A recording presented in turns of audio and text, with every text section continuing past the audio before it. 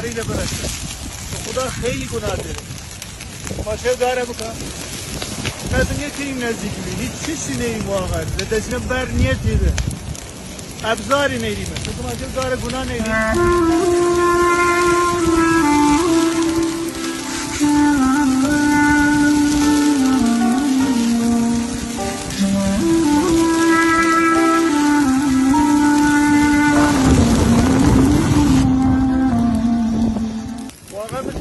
این مسئولیت هانا کورا را فکری آداغل و یک وسیله و یک دستگاه چیزی بانی کاغر اصلا گناه داره واقعا طبیعت چه گناه کردی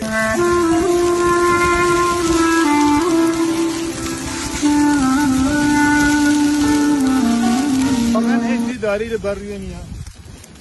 واقعا حیف نیست دیل نوی آگر استازی ها ایا خودم وجدان نام قبول که ایجوی داری لبریونی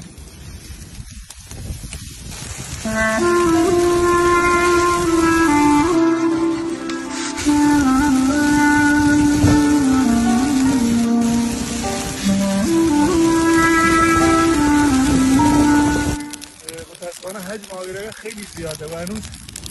مردم واقعا نمیتونن خاموش بکنن نیاز به کمک مسئولینه که حداقل بان پای کار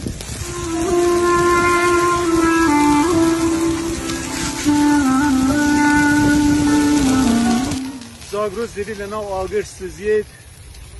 ولی خوش و حال این مسئولین بیخیاله که اصلا این خیالی